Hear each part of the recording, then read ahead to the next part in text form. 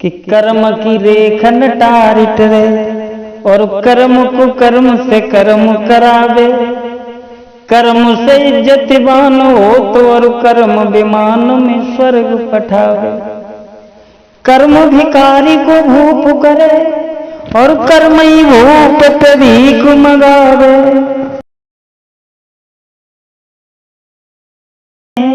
जे कर्म ही सातो कर्म करावे। कर्म से प्राणी महान बनता है। कर्म से प्राणी महान बनता है और कर्म से ही बर्बाद हो जाता है। तो सबसे बड़ा संसार में अगर कोई कर्म है तो सदकर्म करो, यानी कर्म। तुलसीदास बाबा भी कहते हैं कि कर्म प्रदान विश्व रचिरा जो जस करे, यानी कर्म ही प्रदान है, कर्म ही पूजा है। कर्म से ही व्यक्ति महान बनता है। अब बात इस बात की है कि कुछ ब्राह्मण कहते हैं कि ब्राह्मण चाहे गुणों से हीन क्यों न हो, अवगुणी हो, लेकिन वो फिर भी पूजा का अधिकारी है। हम अक्सर सुनते रहते हैं कि जो ब्राह्मण आचार्य होते हैं वो हमेशा इसी तरह के प्रवचन और भाषण देते हैं। तो सबसे गलती हम उनकी मानते हैं कि जो उन्हें सुनते हैं। ऐसे हमें ये पूछना चाहता हूं भाई, ऐसे लोगों को आप क्यों सुनते हो? बताइए।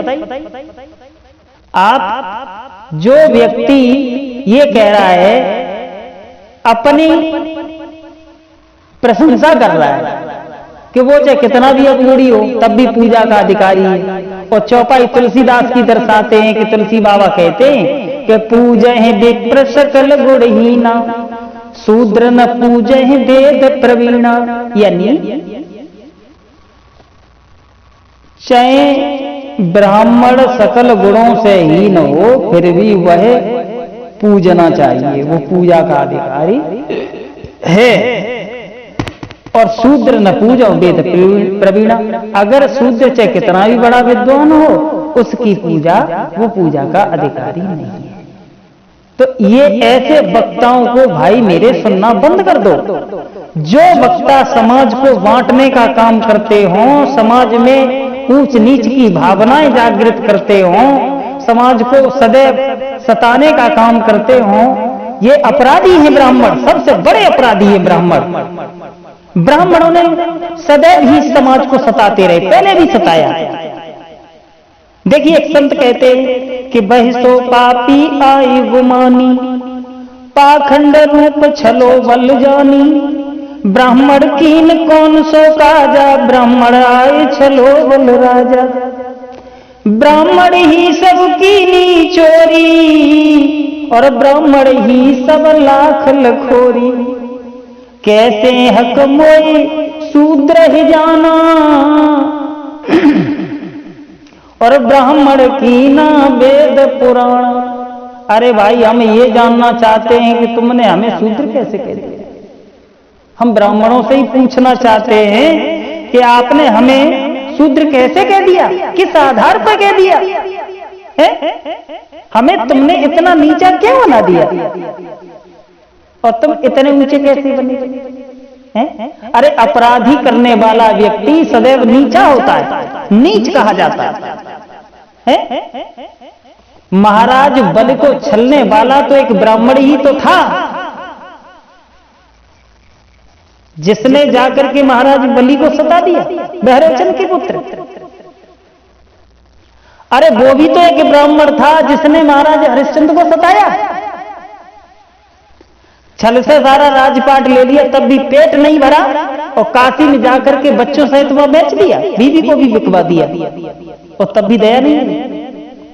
अरे सबसे बड़ा अपराधी ये ब्राह्मण है, और ये ब्राह्मण अपनी पूजा का अधिकारी बन रहा है। व्यास मंच पर बैठ करके भाषण देता है और कहता है कि पूजा विप्र सकल गुण ही ना। अरे भाई उन ब्राह्मणों से हम कहते हैं कि तुम अपराधी हो, तुम व्यास मंच पर बैठने का अब तुम्हारा कोई अधिकार नहीं है, ये तुम्हारा मंच नहीं है व्यास मंच जिसे तुम अपना मंच कह रहे हो, ये व्यास जी का मंच है।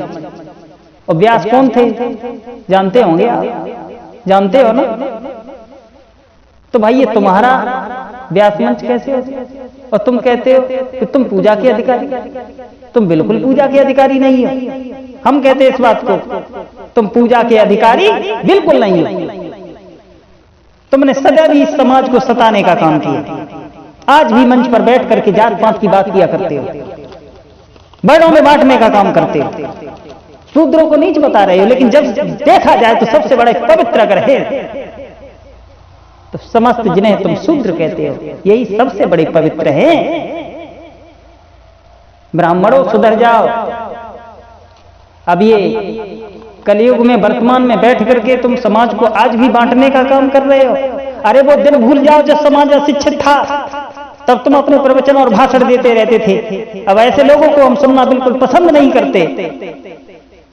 साथियों, इस वीडियो को अधिक से अधिक शेयर करो जो हमारे समाज तक जन जन तक पहुंचे। सबसे बड़ा अपराधी ब्राह्मण होता है। और क्या तुम्हें पता है? अरे हम इन ब्राह्मणों से पूछना चाहते हैं कि सबसे पहले तुम हमें यह बताइए कि जब भी तुम्हारे यहाँ कभी शादी विवाह संपन्न होते हैं, वहां पर पढ़ने से पहले तुम्हारे यहाँ आटा की गाय बना करके तुम चाकू से क्यों काटते हो? इसका रहस्य क्या है? इस बात को हम तुमसे पूछना चाहते हैं। और समाज ने को बांटने का काम करते हैं। ब्राह्मण के घर में जब भामरें पड़ती हैं तो पड़ने से पहले एक आटा की गाय बना करके साथियों चाकू से काटी जाती है।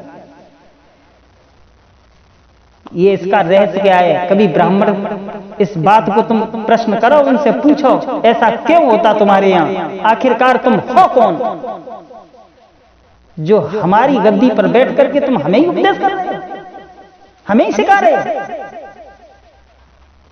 अरे ब्राह्मणों, व्यास मंच पर अधिकार जमाने वाले, ये व्यास मंच तुम्हारा नहीं, तुम्हारा नहीं है, जिस पर बैठ करके हमारे समाज को तुम सता रहे हो, हमारे समाज को घिनौना बता रहे हो, हमारे समाज को छुआछूत के चंगुल में फंसा रहे हो। हैं? मानव मानव में प्रेम होना चाहिए, वहां तुम मानव को बांट रहे हो। अरे भाई, अपराधी तुम हो, तुम सबसे बड़े नीच हो।